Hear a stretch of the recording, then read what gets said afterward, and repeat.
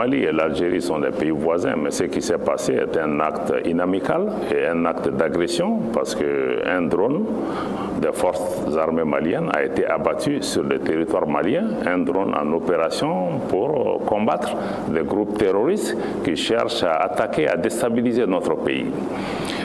Ce n'est pas un acte amical et nous l'avons condamné. Et il est inacceptable que notre pays soit agressé de cette façon.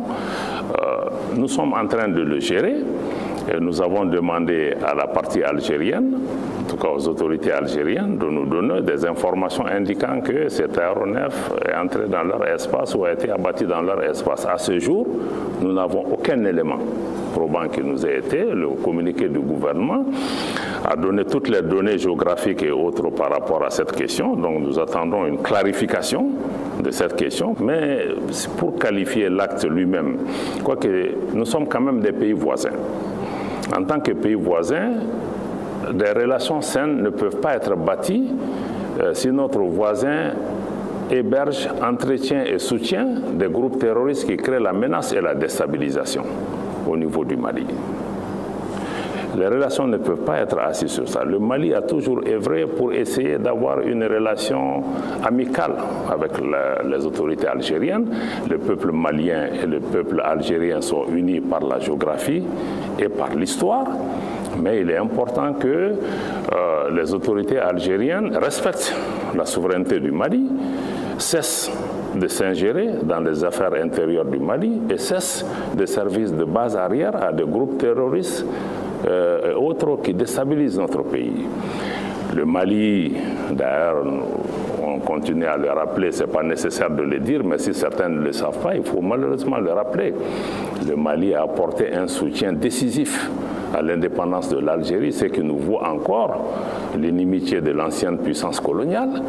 À Gao, l'ancien président Abdelaziz Bouteflika, en tant que chef du FLN, a été reçu là-bas et le peuple malien a apporté un soutien décisif à l'Algérie. Donc le Mali ne s'est jamais situé à l'international. Le Mali a été le premier ou un des premiers pays à soutenir diplomatiquement et à défendre l'Algérie. Donc il est important que les autorités actuelles de l'Algérie comprennent cela et cessent, parce qu'il y a eu depuis un certain temps une multiplication d'actes hostiles à l'égard du Mali, et il faut que cela cesse pour qu'on puisse établir des relations de voisinage et qui prennent en compte justement ce passé du pays. Mais quoi qu'il en soit, le Mali reste déterminé à défendre son intégrité territoriale, à défendre notre indépendance et notre souveraineté, et ça, nous ne nous soumettrons à aucune menace ou à aucune intimidation. Est-ce qu'il y a un dialogue en cours ou en vue?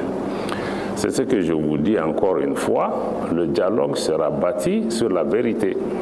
Il faut qu'on nous explique qu'est-ce qui s'est passé et qu'on ait les éléments. Sur la base des éléments de ce qui s'est passé, pour nous, il n'y a pas de doute. Notre aéronef a été abattu sur notre territoire. Donc, il y a des rapprochements entre les différents services compétents. Quand nous aurons ces informations, nous allons pouvoir avancer. Oui, monsieur le ministre, souvent quand on écoute certaines autorités algériennes, elles pensent que c'est le fait que le Mali soit peut-être de plus en plus proche du Maroc qui pourrait expliquer un peu ces tensions-là. Est-ce que peut-être qu'il fallait s'y attendre en se rapprochant davantage du Maroc, créer peut-être cette mésentente-là avec l'Algérie? Est-ce que ça a à voir ou c'est juste des perceptions, des vues de l'esprit? Encore une fois, je rappelle les trois principes sur lesquels sont fondées nos relations avec les partenaires qui ont été édictés par le président de la transition, son Excellence le général d'armée Assimi Goïta, et qui ont été sacrés dans notre constitution. Le respect de la souveraineté du Mali, le respect des choix souverains du Mali et la prise en compte de ses intérêts vitaux. Le Mali ne demandera la permission à aucun État pour définir sa diplomatie. Nous voulons une diplomatie autonome, nous voulons une diplomatie indépendante, une diplomatie qui se fera sur la base des intérêts du Mali. Donc, ceci dit, nos relations avec chaque pays sont nos relations avec ce pays, mais tes amis ne sont pas nécessairement mes amis et tes ennemis ne sont pas mes amis. Donc, aucun pays ne peut se fonder ses relations avec le Mali sur la base d'un dictat, parce que certains ont essayé cette voie et nous voyons là où ça nous a amené. Donc je pense que ça ne peut pas être une base de discussion de dire que le Mali le Mali choisit ses amis en fonction de ses amis. Comme tout pays, ici, dans la région ou ailleurs, le feront. Donc, pour moi, ça, ce n'est pas un argument. Oui. Monsieur le ministre, quand on regarde un peu les relations entre le Mali et ses autres voisins, le Sénégal, la Guinée, on peut dire que ça va. Hein. Ce sont des impressions de citoyens lambda. La Côte d'Ivoire ou la Mauritanie, on peut penser que ce n'est pas au beau fixe. Est-ce que c'est une très bonne appréciation peut-être des relations entre le Mali et ses voisins-là? Vous savez, vous n'avez d'ailleurs pas cité tout le monde.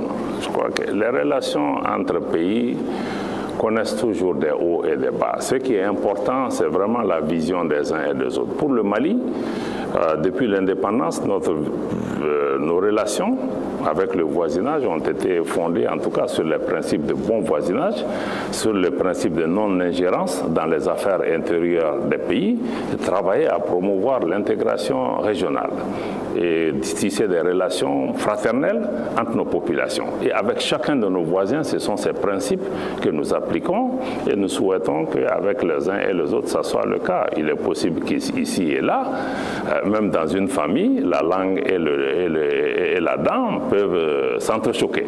Donc, mais pour nous, ça, ce n'est pas quelque chose les choses évoluent.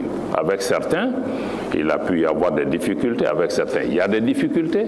Nous travaillons à les surmonter et nous arrivons à travers le dialogue, le respect mutuel, à trouver les cadres nécessaires pour pouvoir discuter avec les uns et les autres et puis avancer. Donc nous ne sommes pas dans des schémas idylliques non plus, hein. Nous faisons face à des défis concrets.